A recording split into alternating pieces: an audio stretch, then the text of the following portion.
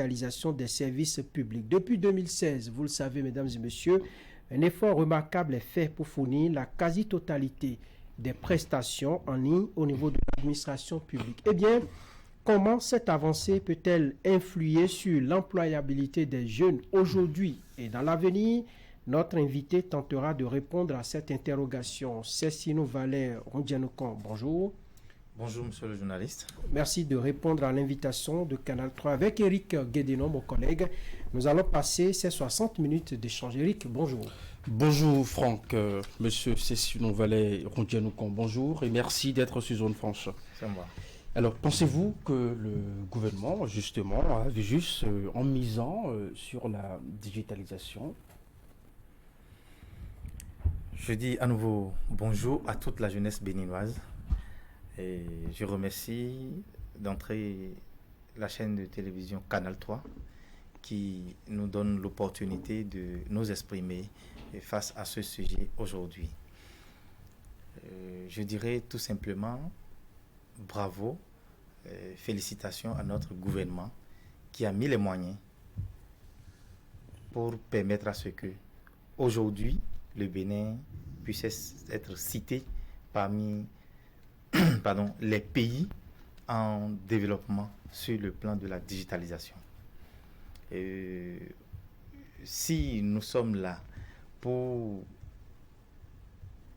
parler de la digitalisation, c'est parce que nous avons eu à faire des observations avec tous les efforts que fournit le gouvernement et également des observations au niveau de la jeunesse par rapport à ces exploits qui s'accomplissent dans notre pays.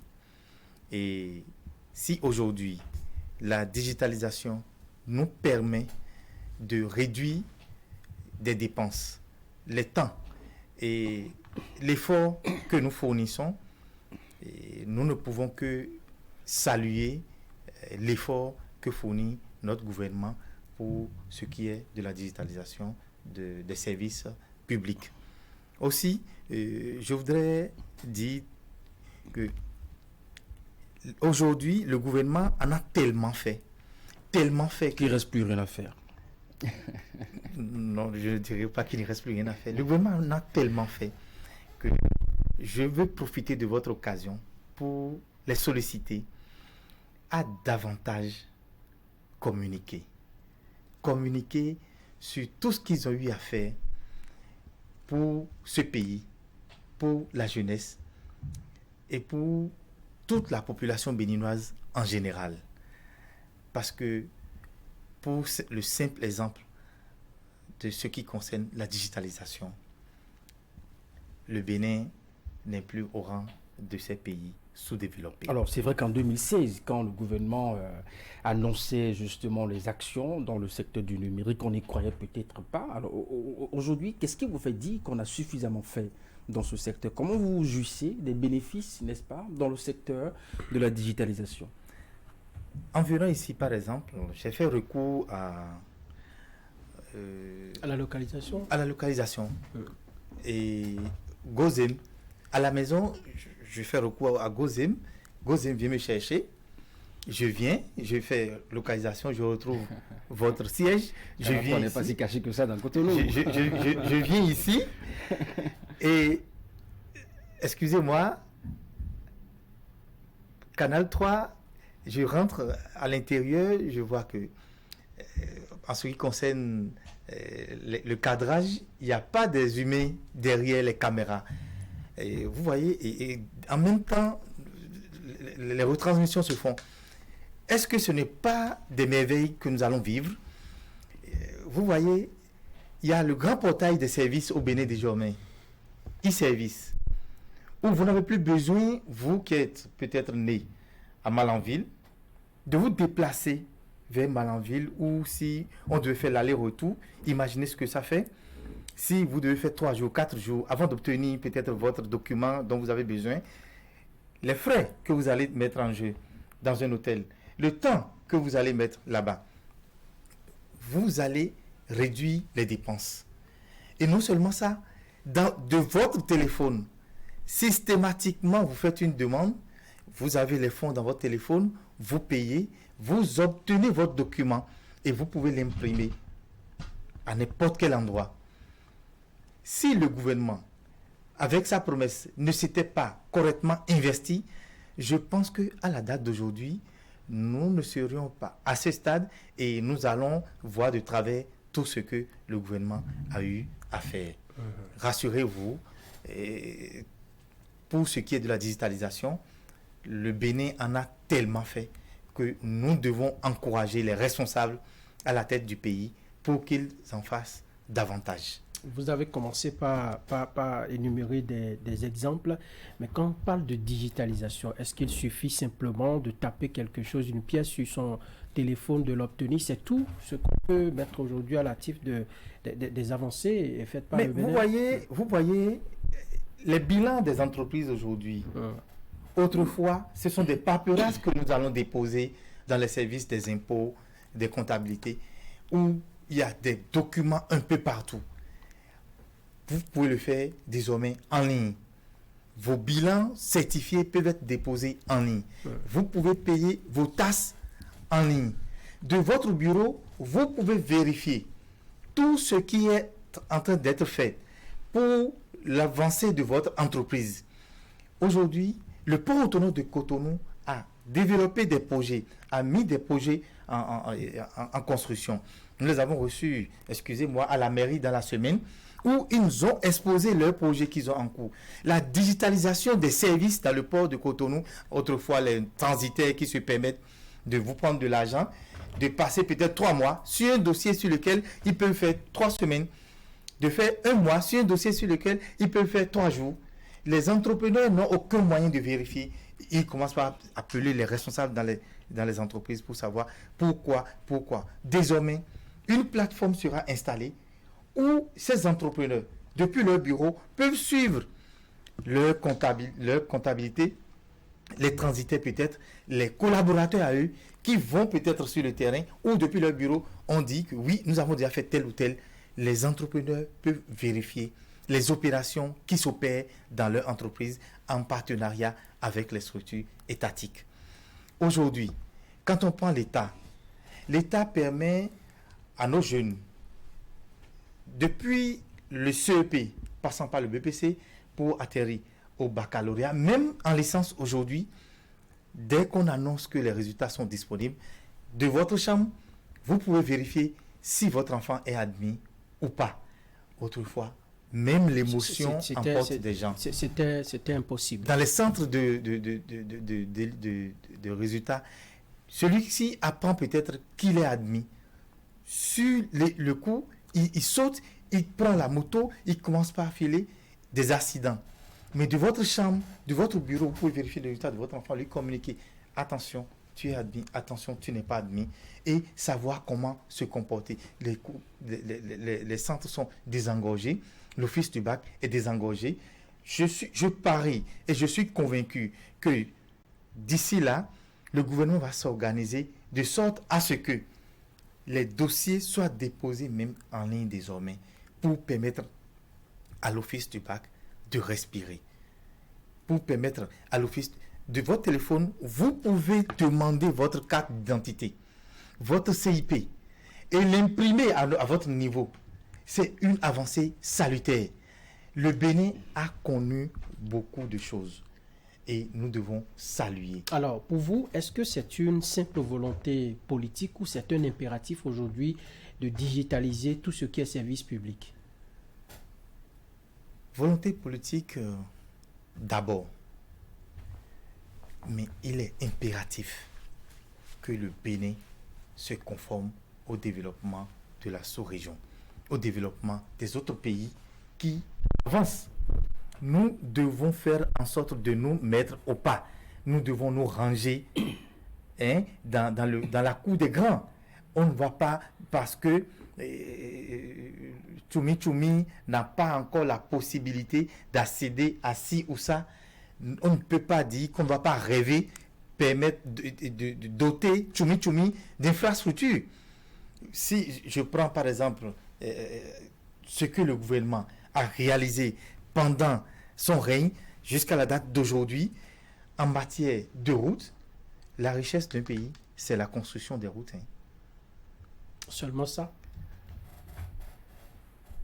Je dis, référez-vous aux Chinois, ils vous diront, la richesse d'un pays, c'est de construire des routes.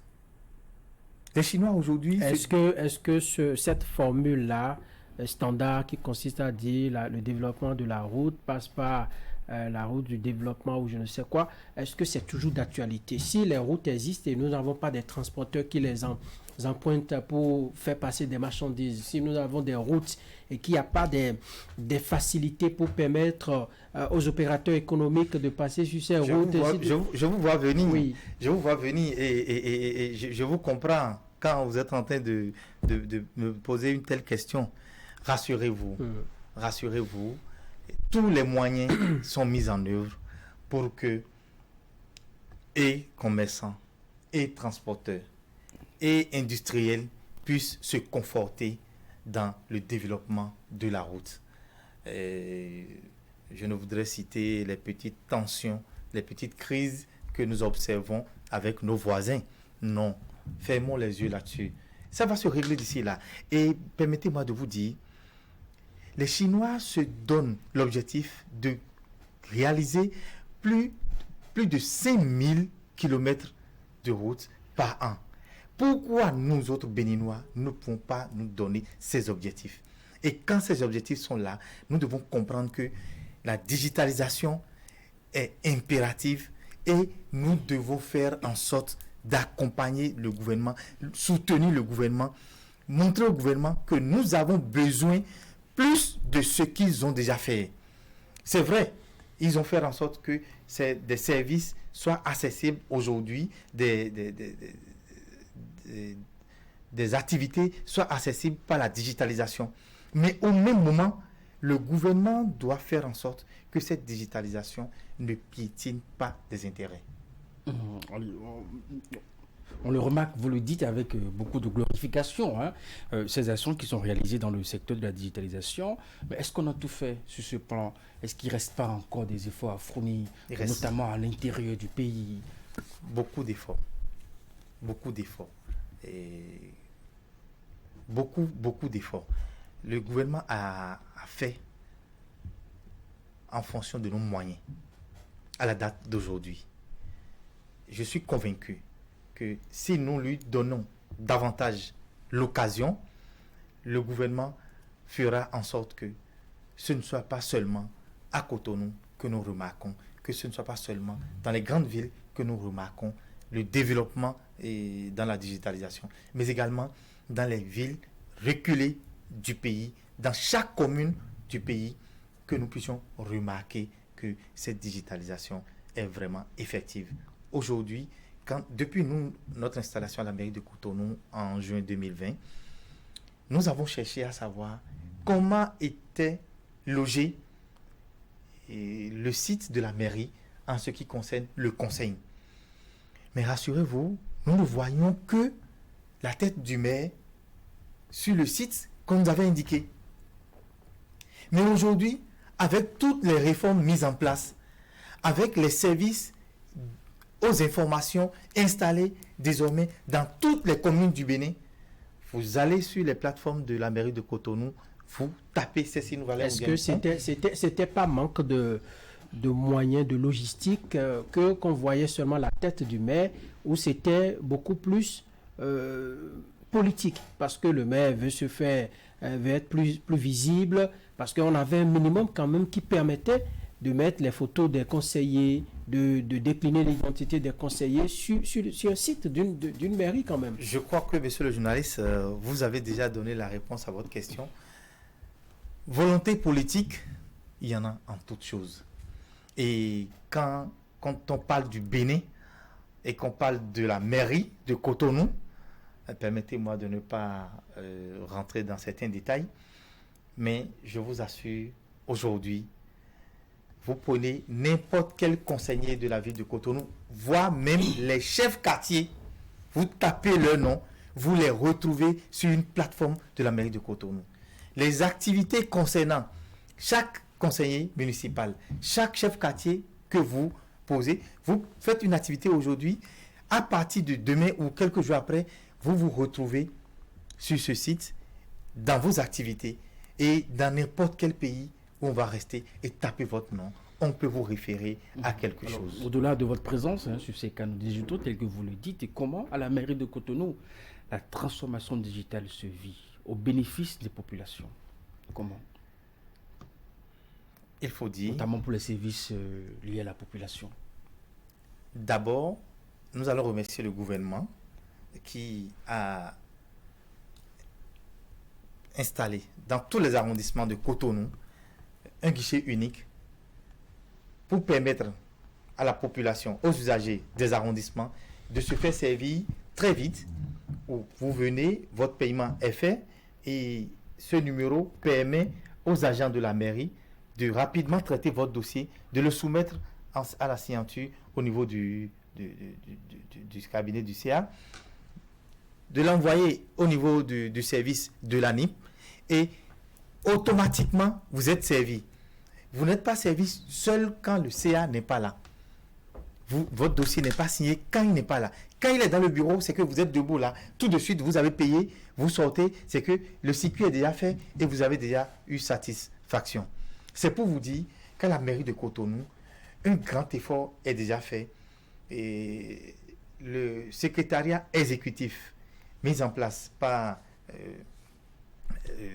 l'État à travers la cellule de supervision des mairies est à pied d'œuvre pour que et services au sein de la mairie, à l'extérieur de la mairie, vous puissiez être satisfait de toutes vos demandes, de tout ce dont vous avez besoin, que vous puissiez vous rendre compte que désormais, la mairie joue un rôle important dans votre vie. Les tasses que les agents viennent désormais percevoir auprès des usagers, des commerçants dans les rues, vous pouvez désormais vous payer vos tasses en ligne et obtenir vos quittances. Quand les agents viendront, vous ne leur présentez que les quittances. Parce qu'on a constaté que ces collecteurs... Ça se fait déjà. Mais oui, vous pouvez aller vérifier. On a constaté que ces collecteurs se permettaient de se faire les poches pendant que la mairie souffrait. Aujourd'hui, les recouvrements de la mairie vont au-delà même de ce qui était avant qu'on arrive. Et tout ceci, c'est à l'actif du gouvernement.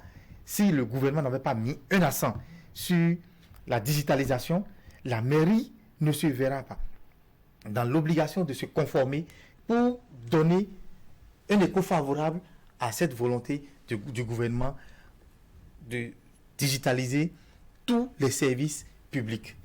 Ce n'est pas seulement la mairie. Oui. Qui dit digitalisation parle d'Internet. Tout à fait. On est d'accord. Alors aujourd'hui, est-ce que vous pensez vraiment que le maillage du territoire national en termes d'Internet, de disponibilité d'Internet est déjà une chose réglée pour que celui qui se trouve à Kero, celui qui se trouve à Segbana puisse profiter de la digitalisation au même titre que celui qui est au centre-ville de Cotonou? Vous voyez, je dirais toujours merci à notre gouvernement. Assez de remerciements. Déjà, monsieur, c'est... Voilà. Oui, je ne cesserai de remercier notre gouvernement parce que depuis son arrivée, nous allons constater que ce qui est de l'Internet, pour ce qui est de l'Internet, aujourd'hui, les résultats, la satisfaction que nous avons par rapport aux années antérieures, avant 2016, après 2016, pendant le premier mandat et aujourd'hui, il y a une grande différence. Il y a un dernier réseau qui s'est installé aujourd'hui, téléphonique. Si vous permettez, je peux citer leur nom. Attention à la publicité. Parce que le directeur commercial, il est là, il vous suit. À la sortie, vous allez passer la facture. D'accord. Je t'ai alors le on sait qu'il y a un dernier réseau qui a été installé au Bénin. Entre-temps, quand nous observons l'installation d'un nouvel opérateur en GSM, c'est difficilement que nous arrivons à communiquer. Mais juste au lendemain de l'installation de ceux-ci, très rapidement, nous avons connu des avancées. Et les numéros sont un peu partout, c'est répandu. Jusqu'à moi, je suis une preuve vivante et on parle de portabilité. Moi, mon numéro usuel que j'utilisais avec un réseau avant, à la date d'aujourd'hui, j'ai fait la portabilité et ce numéro, je l'ai porté sur ce nouveau réseau qui s'est installé. Et je vous assure, je suis plus conforté dedans qu'auparavant. Je communique aisément. Et le nombre de mots ou de gigas qu'on nous accorde aujourd'hui par rapport à ces anciens réseaux, mais c'est énorme. Et vous communiquez facilement. Vous voulez dire que la concurrence entre les réseaux, plusieurs réseaux qui se sont installés au Bénin, profitent aux populations, c'est ce que vous voulez dire? Profite au gouvernement d'abord et à la population. Parce que les autres qui étaient là vont mettre tous les bouchées doubles pour améliorer la qualité de leur service. Vous voyez un peu, cette concurrence a permis à ce que l'Internet soit davantage développé. Et je crois que le Bénin, le gouvernement aujourd'hui, essaie avec les opérateurs qui nous donnent la communication Internet, les fibres et tout ceci. Nous voyons les extensions presque tous les jours. Dans Cotonou, moi je suis sorti de Cotonou, j'en ai vu dans d'autres villes où les extensions se font, les câblages se font dans les villes, un peu partout. C'est pour nous dire que beaucoup d'efforts sont en train d'être faits. Après ces efforts-là, qu'est-ce qui reste à faire pour faciliter davantage, pour opérationnaliser davantage la digitalisation dont vous parlez si fièrement? Qu'est-ce qui reste à faire? On ne va pas nous dire que tout est rose dans le domaine quand même. Ce qui reste à faire, c'est que le gouvernement prenne en compte la problématique de la jeunesse. Pour moi, c'est ce qui reste à faire. Nous pensons, pour notre personne, nous pensons que le gouvernement a assez fait pour la digitalisation. Et le niveau où nous nous trouvons aujourd'hui, nous ne pouvons plus reculer. Nous allons chercher à avancer. Et quand nous allons avancer, nous allons robotiser les administrations. Et la jeunesse va devenir quoi? Les jeunes qui se forment sur les campus, dans les universités privées, les diplômés qui sortent, quel avenir est réservé? Dans le développement du numérique, il y a une menace qui plane sur l'emploi des jeunes? Il y a une forte menace qui plane sur l'employabilité des jeunes. Excusez-moi, les jeunes aujourd'hui sont découragés. Découragés parce que vous allez dans les services, ils constatent eux-mêmes que les agents dans les services sont désœuvrés.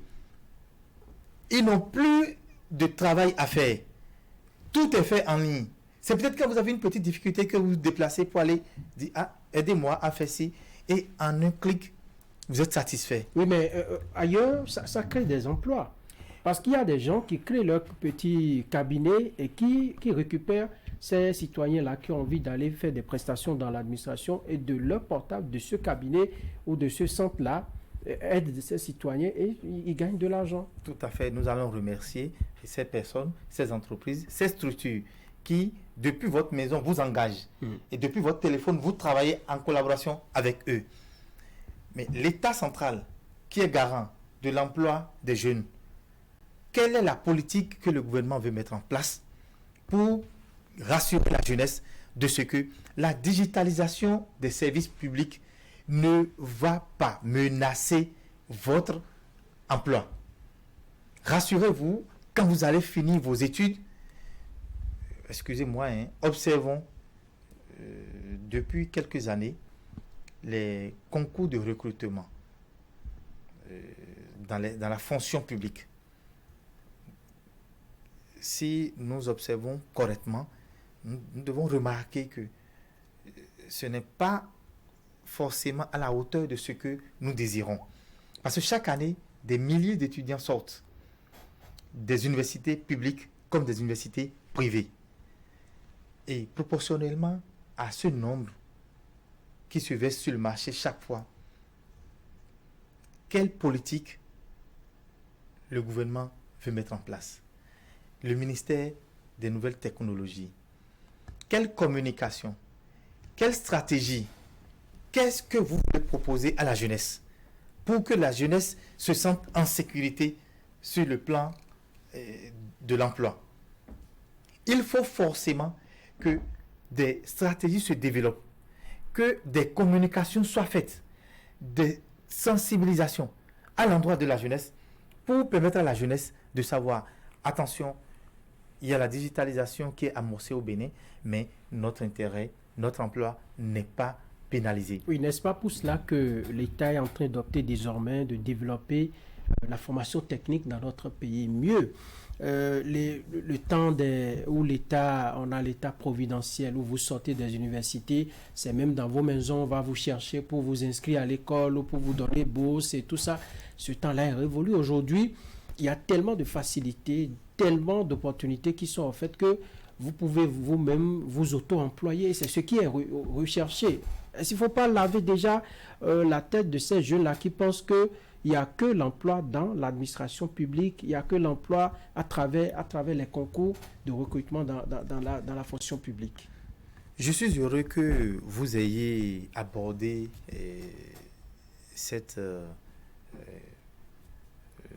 ce volet de sujet. Si vous me permettez. Allez-y. C'est Sinou Valère Ndienkon que je suis. Moi, ma richesse, c'est la jeunesse.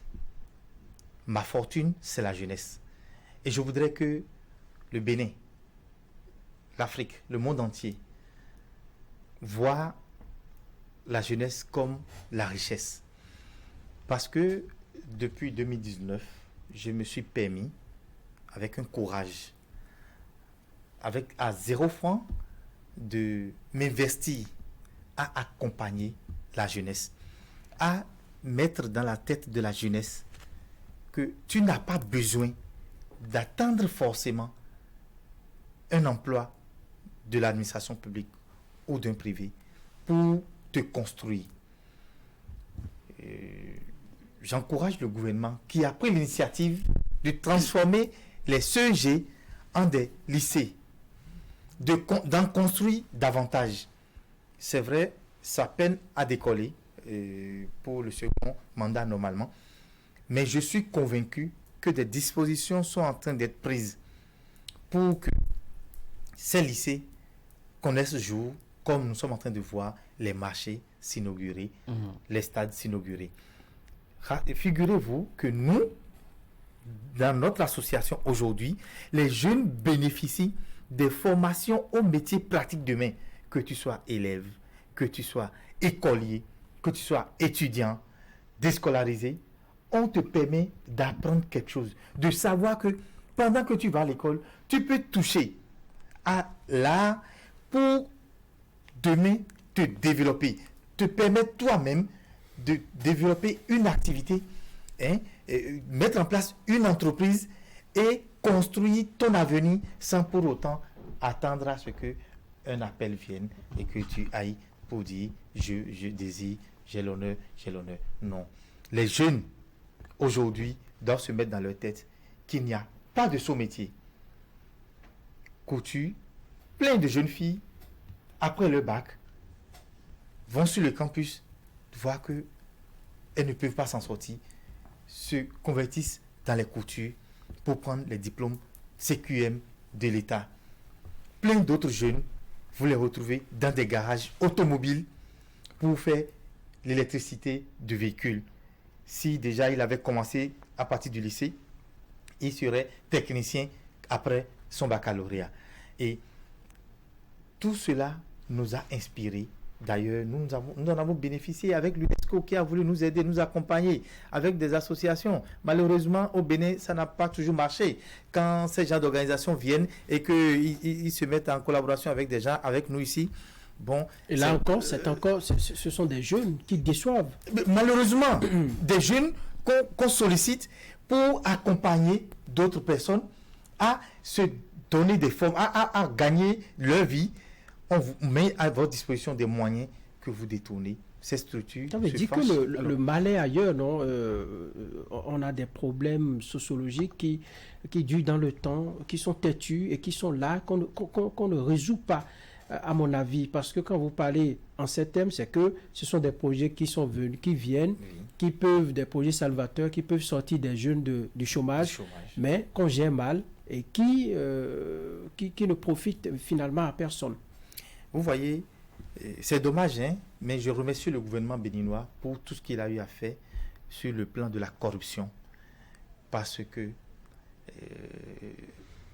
vous rentrez dans un service, aujourd'hui, dans une administration, vous demandez un service, vous avez vous-même du mal à tendre un billet à un agent.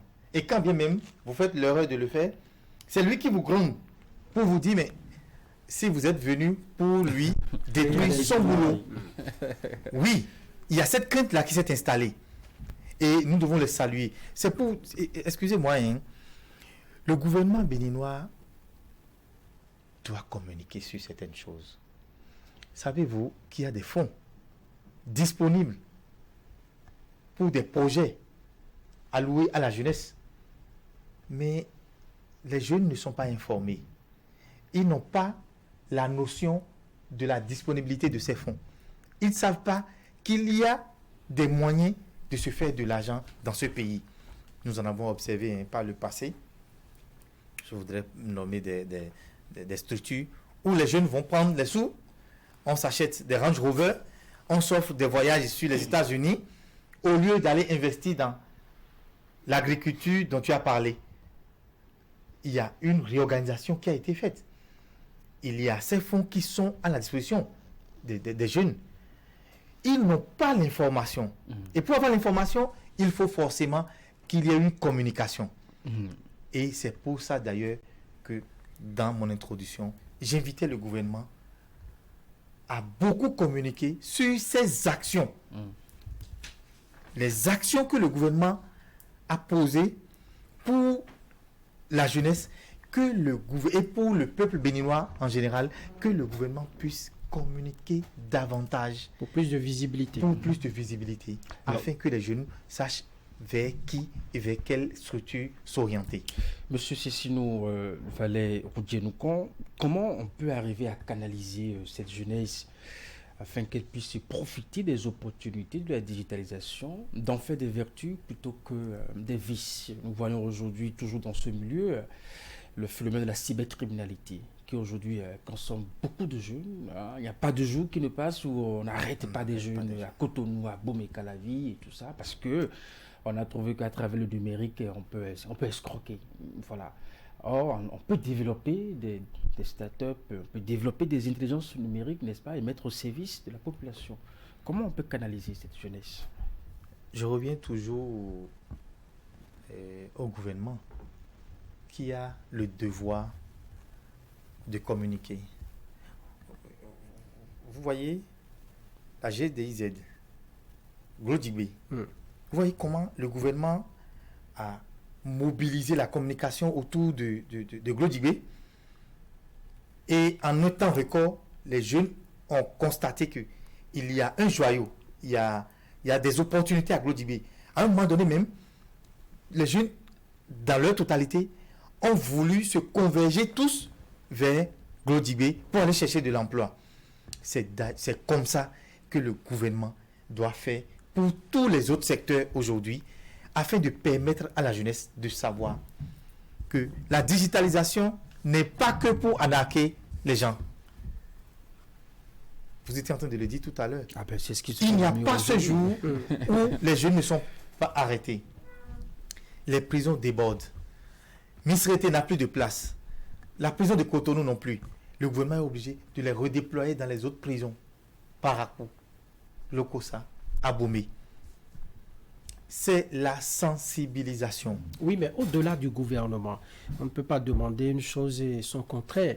Le gouvernement fait l'effort de développer, disons, la technologie qu'il faut pour encourager l'auto-emploi, pour faciliter aujourd'hui les choses aux populations en termes de tracasserie qu'on observe au niveau de l'administration, mais au niveau de nos cellules familiales également. Quel est le travail qui doit se faire? Parce qu'il y a des gens qui sont heureux que leurs enfants aillent arnaquer, qui reviennent à la maison avec de belles voitures, construites en un temps record, des maisons, des chambres à louer, ainsi de suite. On les encourage et on les protège. Est-ce qu'il n'y a pas quelque chose qui cloche là, déjà à partir de nos cellules familiales? Je pense que c'est dans cette optique que nous accompagnons l'effort du gouvernement à travers les associations que nous avons mises en place pour former les jeunes. On y viendra tout à l'heure. Et les parents, excusez-moi, est-ce que vous savez qu'il y a des parents même qui accompagnent leurs enfants vers les bokonos Pour les protéger. pour les protéger de ce qui pourrait leur arriver, les aider même à utiliser des portions pour arnaquer des gens. Aujourd'hui, l'OCRC développe des sensibilisations sur les écrans, sur nos chaînes de télévision, à travers des sketchs que nous voyons pour sensibiliser la jeunesse. Oui, c'est vrai, les écrans, les télévisions, je vais vous faire une confidence. Les jeunes regardent plus dans leur téléphone que que la télévision aujourd'hui.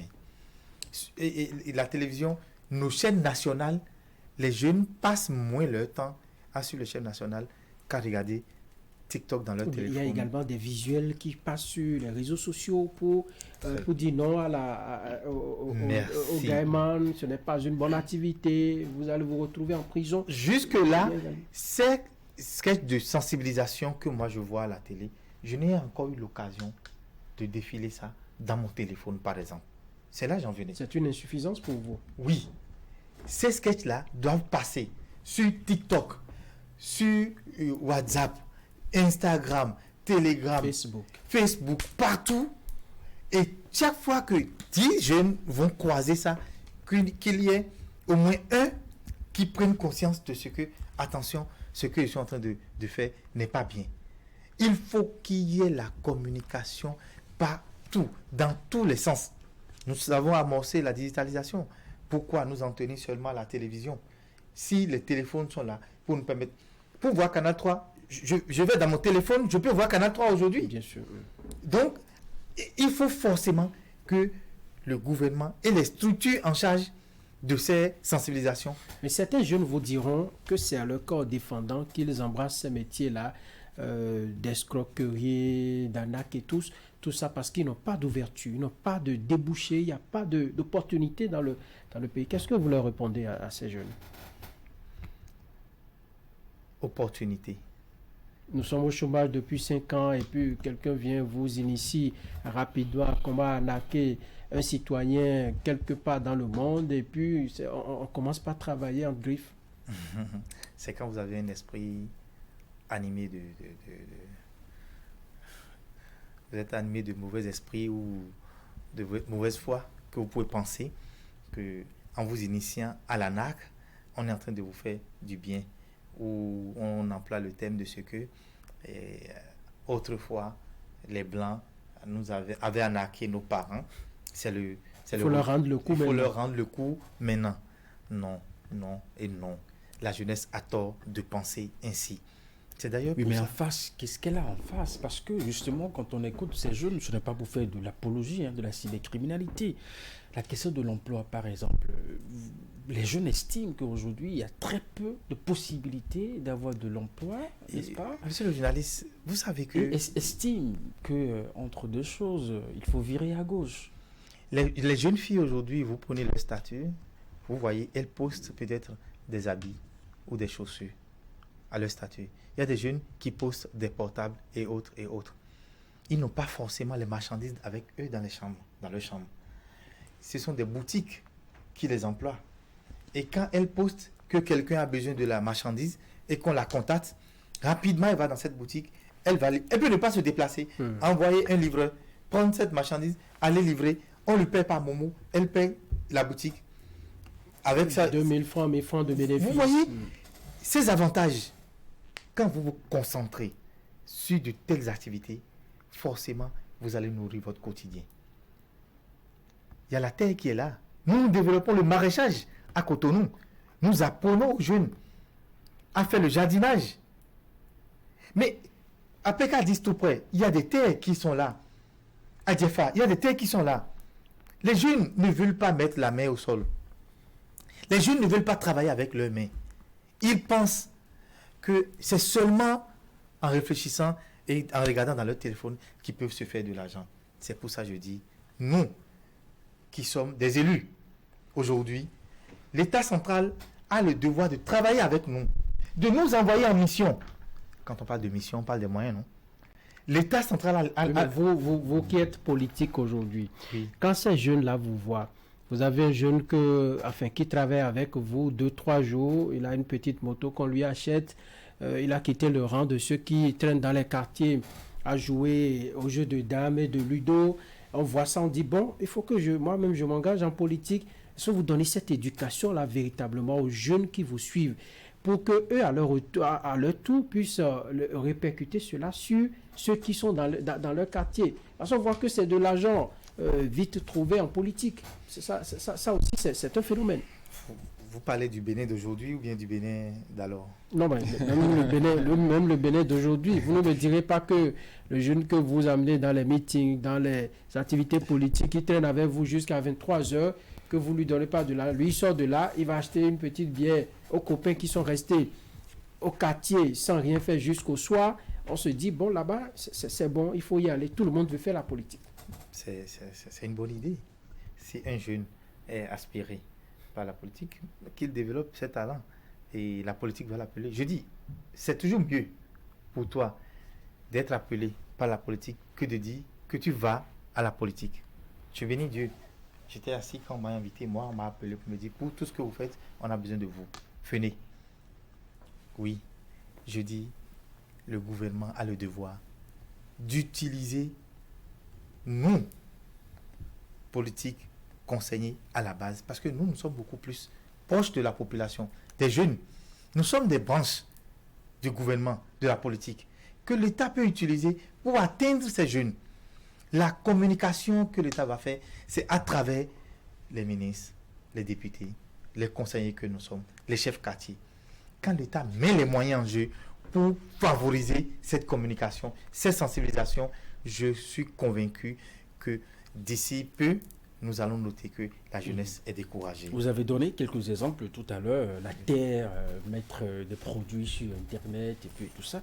Vous pensez que la jeunesse est encore sensible à ce genre de messages au regard de l'ambition qu'elle développe? On a envie de réussir vite et bien, avoir de belles voitures, de belles maisons et tout ça aujourd'hui. Avoir de belles voitures, de belles maisons avec ses inconvénients demain. Avec nous avons cette valeur.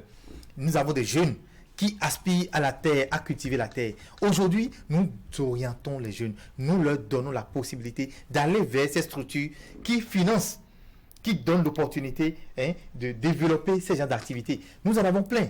Ces structures qui leur permettent de s'acheter des fours pour faire la pâtisserie. Parce que les jeunes... Mais la pâtisserie aujourd'hui, vous savez combien ça paye? Des gens qui commandent des gâteaux de 200 000 francs. Autrefois, on n'en avait pas au Bénin. Mais aujourd'hui, pour un mariage ou même pour un anniversaire, on te commande des gâteaux de 50 000 parce qu'on veut la qualité. Il y a plusieurs façons de faire. Il y a des activités qui se développent dont les jeunes n'avaient même pas connaissance. Autrefois, quand vous demandez à une fille d'aller faire, une étudiante d'aller faire la couture, elle vous dit, moi, j'ai mon bac, aujourd'hui tu me demandes d'aller faire la couture, pourquoi j'ai fait la couture? Or, aujourd'hui, on constate que c'est après le baccalauréat qu'elle s'oriente vers la couture et on appelle ça design, stylisme et tout. C'est modélisme. Est-ce que vous pensez aujourd'hui qu'en matière d'emploi, l'État crée vraiment des conditions, offre vraiment toutes les possibilités, les garanties à des jeunes d'avoir vraiment accès à l'emploi? Je ne dirais pas forcément que l'État crée toutes les conditions. Si tel était le cas, je n'allais pas leur jeter des flèches pour dire qu'ils ont encore des efforts à faire. Il y a des organisations dans notre pays qui peuvent faire en sorte que les jeunes se voient capables d'entreprendre. Je vais demander au gouvernement ce projet de transformer les CEG en lycée, ce projet de construire davantage des lycées, que le gouvernement mette les bouchées d'eau pour que ce projet prenne véritablement corps afin de permettre à la jeunesse, depuis les classes du collège, du lycée, de prendre des dispositions. comment comprendre que les élèves du lycée, à chaque vacances, on leur exige des stages de mois en entreprise, dans des ateliers de menuiserie, de plomberie, d'électricité, de pâtisserie, restauration, alors que ceux qui sont dans les collèges, pour les vacances, Ils se reposent. ils se reposent, ou des écoles créent ce qu'on appelle cours de renforcement, et après, Cours de vacances. Moi, je n'en ai pas. Donc pour vous, il faut changer la donne à ce niveau. Non, moi je ne connais pas ces trucs-là. Alors, l'autre question qu'on se pose, est-ce que l'environnement fiscal aujourd'hui au Bénin est favorable à la création de l'emploi? Ceux qui s'échinent à ouvrir de petits centres, à, disons, à créer de petits cabinets, au niveau des mairies, justement, vous leur imposez des taxes à payer. Tout ça, parfois, ça décourage. Est-ce que l'environnement fiscal permet vraiment d'éclore des emplois aujourd'hui? Je n'ai pas les chiffres exacts, je n'ai pas les références exactes, mais je vous rassure de ce que le gouvernement, à travers le ministère des Finances, a fait un grand effort sur le plan fiscal. Les entrepreneurs vous diront que aujourd'hui, ce qu'ils payent par rapport à ce qu'ils avaient l'habitude de payer les soulage un peu. Vous pouvez faire des investigations. C'est justement eux qui nous disent qu'ils ont trop de tâches, trop de factures à payer. Voilà, et parfois ils sont obligés de fermer l'entreprise et de renvoyer les quelques employés qu'ils ont. Non. Dans tout pays, il y a toujours des entreprises qui naissent aujourd'hui. Et d'autres ferment. D'autres qui Vous encouragez la fermeture. Non, on n'encourage pas la fermeture. On veut plutôt que ça s'accroît. Mais ce que vous ne savez pas, Oui, et que les chefs d'entreprise ont l'habitude de faire, c'est de déclarer faillite pour protéger les dettes qu'ils ont dans certaines banques, dans certaines institutions financières, quoi, dans certaines structures, face à l'État comme au privé. Mais si elles n'ont pas de difficultés, qu'est-ce qu'elles ont à fermer une entreprise pour ouvrir une autre? C'est face aux difficultés qu'elles prennent ces options. Il y a des entreprises dans ce pays qui prennent des marchés, présentent les bons, prennent des crédits dans les banques. Mais au lieu d'exécuter ces marchés à hauteur des crédits qu'ils ont pris et des engagements qu'ils ont pris auprès du gouvernement, d'abord on prend le crédit, on se permet de s'offrir un luxe de voyage. Il faut bien vivre quelque chose. Voilà, on revient, on s'achète une voiture. Les matériels que vous devez utiliser pour travailler, les équipements que vous devez utiliser, que vous avez annoncé dans votre projet pour prendre l'argent, vous ne les achetez pas. C'est vous qui vous permettez le luxe de faire des dépenses dans ce sens. Et aujourd'hui, vous incriminez le gouvernement de ce qu'on ne vous permet pas de travailler dans de bonnes conditions et que les tasses, ici et ça, ici et ça. Non. Vous avez une entreprise? Oui. Vous payez des tasses? Mais bien, c'est facile pour vous? Vous savez, à la taille de ce que je fais aujourd'hui, je paye. Mais peut-être que demain, quand je vais faire davantage, je serai obligé de payer davantage. Quand je fais un grand chiffre d'affaires, je dois souffrir de payer ce qui va proportionnellement avec. Je ne peux pas faire du grand chiffre d'affaires et vouloir payer ce que celui qui a fait un chiffre d'affaires moindre paye comme moi. Non, ce n'est pas possible. Et permettez-nous de saluer tout ce que nous observons comme effort de la part du gouvernement. Mais nous demandons à notre gouvernement de nous aider à encadrer la jeunesse. C'est vrai, les jeunes sont en train d'être interpellés sur le plan de la cybercriminalité. C'est une solution pour décourager. Mais il faut également leur permettre de se réorienter, de voir ce à quoi ils peuvent faire face pour réussir désormais. Dans une interview que vous avez accordée à un journal en ligne, vous avez dit que le taux d'embauche baisse considérablement dans les entreprises privées censées accompagner l'État dans son élan de réduire le taux de chômage au Bénin. Ça, c'est vous qui l'avez dit, n'est-ce pas? Oui. Alors, que voulez-vous dire concrètement? Observez les compagnies de banque, d'assurance. Sur 4-5 ans, nous avons observé une banque qui a fermé 5 de ces agences dans la ville de Cotonou. Qu'est-ce qui n'a pas marché? Qu'est-ce qui n'a pas marché? On se pose la question. Ces agents redéployés à la fin ont été remerciés. Parce que désormais, les conditions pour remercier au Bénin ne pèsent plus sur les entreprises. On se permet, le vilain luxe, de remercier comme on veut. Des compagnies d'assurance. Ça, par exemple, ça ne permet pas aux jeunes, ça n'encourage pas l'emploi.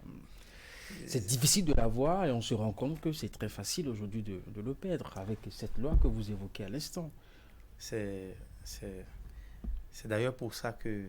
J'attendais que vous félicitiez le gouvernement aussi. C'est d'ailleurs pour ça que très humblement... Vous l'avez suffisamment félicité pour... Très humblement, je veux m'adresser au gouvernement afin qu'il nous aide en accompagnant... On fait un plaidoyer. En accompagnant... Pas de félicitations ici.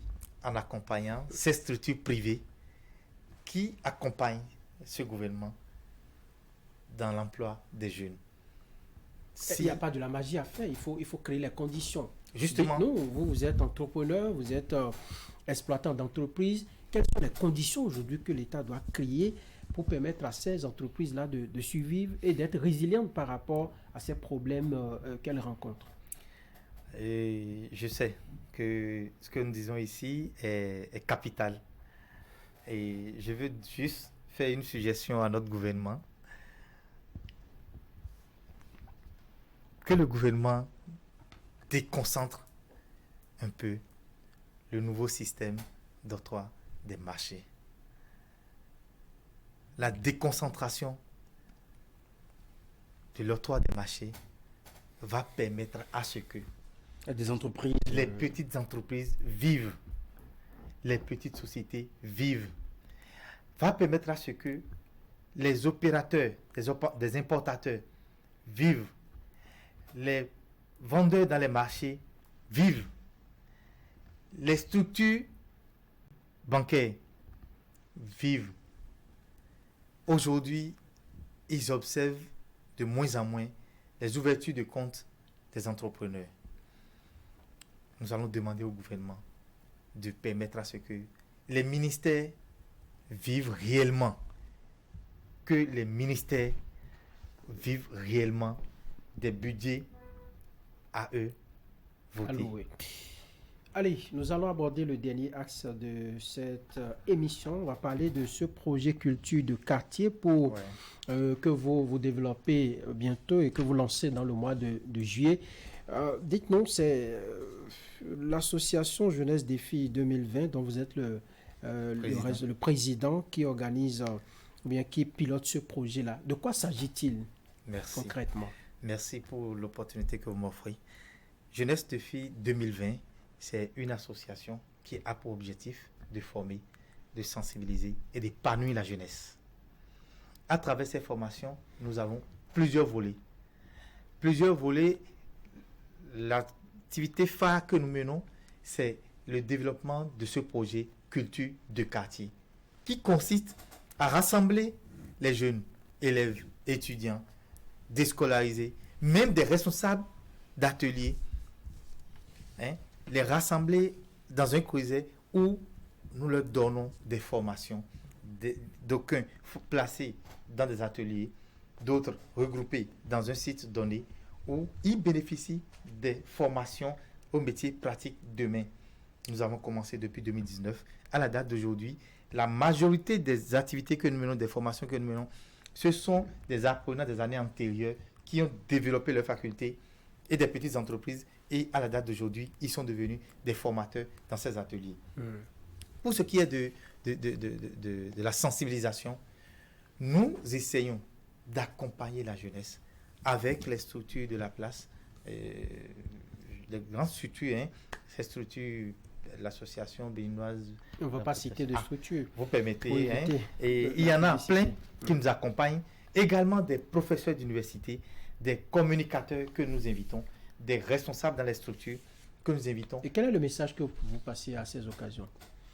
Nous invitons ces personnes à venir faire des communications avec la jeunesse, d'abord sur l'art oratoire, pour permettre à la jeunesse de savoir prendre son destin en main, de faire face à des gens pour s'exprimer, leur donner des notions dans le leadership, dans l'entrepreneuriat, hein, dans les ressources, la gestion des ressources humaines, tout ce qui peut leur permettre, une fois à leur compte, de pouvoir gérer une petite entreprise qu'ils peuvent mettre en place. Comment vous sélectionnez les jeunes, ceux qui ne prennent pas à ces formations dont vous parlez? Ce sont des communications que nous faisons dans des collèges, dans des universités. Et cette semaine, par exemple, à la fin des examens, des jeunes que nous avons mobilisés dans l'association se sont donnés comme exercice, chaque année d'ailleurs, d'aller distribuer des flyers, des communications de bouche à oreille. C'est pour la première fois que je me permets de parler sur un plateau comme ça, parce que nous sommes débordés de monde pendant les vacances quand nous vous lancez les activités. Et donc, ce sont les moyens personnels que nous utilisons pour le faire. Et ça nous... Pour une bonne cause, vous travaillez pour la nation. Bien sûr, dans l'espoir que des oreilles indiquées puissent entendre et que des yeux indiqués... C'est une façon de remercier également la population qui vous a accordé pour vous envoyer au conseil municipal. Nous étions en train de le faire avant même que la politique ne nous appelle. Aujourd'hui, ça renforce votre leadership. Autrement, à terme, ce projet apporte quoi comme plus-value pour le développement de la jeunesse? Mais ça va accompagner l'idée de l'État à installer des lycées, à initier les jeunes depuis les bancs. Ça va permettre à ce que les jeunes se prennent en main, prennent leur avenir en main.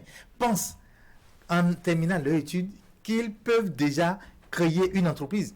Pendant, vous voyez, ces bracelets que j'ai portés, par exemple, ce sont des enfants qui l'ont réalisé, des enfants du collège. Et quand tu es déjà dans ce système, tu peux te permettre, avec des camarades de classe, avec des parents autour de toi, de te faire un peu d'argent. Tu marches, tu viens rapidement à ton part, tu prends les trucs, tu réalises ces bracelets, tu les vends. Si c'est à 1000 francs, si c'est à 2000, c'est à ton actif. Et pendant que tu es élève, tu peux te faire un peu d'argent. Il y a des pasteurs qui enseignent même aujourd'hui aux élèves dans leur église de ne pas que faire des études, mais d'accompagner leur étude des activités qu'ils peuvent mener pour se faire de l'argent et accompagner les parents. À l'université aujourd'hui, vous devez faire des photocopies. Il y a des parents qui ne sont pas en mesure de donner 1500 à leurs enfants chaque jour. Les bus ne fonctionnent pas à l'université. À la date d'aujourd'hui, les transports en commun ne fonctionnent pas. Et donc, l'enfant qui doit quitter Apapa pour aller à Calavi et revenir, il doit se retrouver dans 1000 francs de dépenses. Va manger, va faire des photocopies. Si tu dois mener toutes ces dépenses-là à l'université, comment tu vas t'en sortir? Moi, j'ai des jeunes à l'université qui développent la fabrication du yaourt, qui développent la fabrication, le chantournage, c'est là de transformer les bois, qui développent ces genres d'activités pour se nourrir et qui se sont détachés complètement des parents. Je bénis cette initiative que nous avons eue grâce à l'UNESCO, permettez-moi, qui nous avait permis en 2002 d'en bénéficier. Moi, j'avais fait la photographie et je suis devenu référence. C'est vrai, je ne pratique pas, mais quand quelqu'un a besoin de ces services, on me sollicite. Et les jeunes à qui j'ai donné l'opportunité de suivre ces formations vont sur le terrain et j'ai ces petites activités. Peut-être qu'à notre restitution à la fin, je vais inviter Canal 3 et vous viendrez constater, pas forcément pour diffuser, mais vous allez constater ce que nous sommes en train de dire.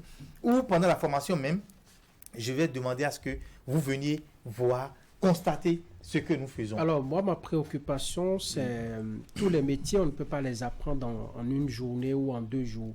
Qu'est-ce que vous faites pour ceux-là qui doivent poursuivre la formation pour acquérir véritablement les techniques dans certains domaines précis? Pour ça, je remercie les promoteurs d'ateliers qui acceptent à recevoir ces enfants dans leur atelier. Il y en a plein. Nous avons une douzaine aujourd'hui parce que faute de moyens. Ces promoteurs d'ateliers nous permettent de laisser ces enfants qui désirent continuer avec des contrats moindres par rapport à ce qu'ils avaient l'habitude de prendre. Et ces enfants font les formations continues jusqu'à la fin.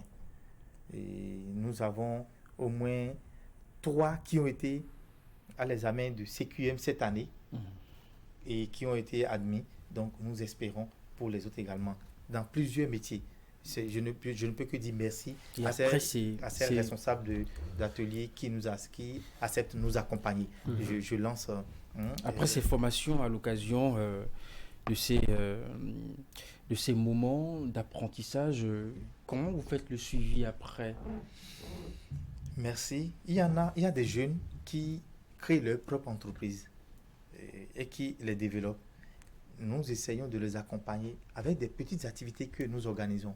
Cette année, par exemple, nous avons instauré la journée nationale de jeunesse de filles 2020, au cours de laquelle nous allons faire beaucoup d'activités. Sensibiliser d'abord la population à travers une marche sur la salubrité, le maintien de la salubrité sur les nouvelles voies asphaltées. Nous avons demandé aux structures intervenant dans ce secteur de nous accompagner.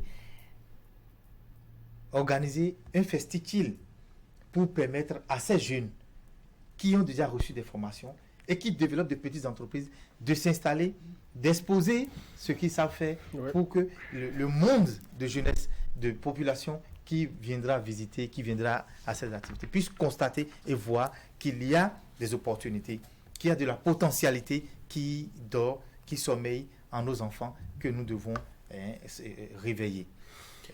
Djanoukan Sessino Valère, il est conseiller municipal, exploitant d'entreprise. Nous sommes à la fin de cette émission. Pour conclure, vous diriez quoi aux téléspectateurs? Et surtout aux jeunes, notamment. Jeune, tu es la richesse du Bénin. Jeune, tu es la richesse du Bénin. Jeune, tu es la richesse du Bénin. Prends ton destin en main et sache que tu peux te construire, tu peux construire le Bénin. La digitalisation, oui. L'auto-employabilité, d'abord. Pour toi, la jeunesse. Tu peux te donner de l'emploi. Tu peux créer de l'emploi autour de toi. Tu peux permettre au Bénin de se développer à travers ce que toi tu vas faire. Merci à Canal 3. Merci à vous, chers journalistes. Merci à tous les acteurs intervenants dans la réalisation de cette émission. Et que vive le Bénin.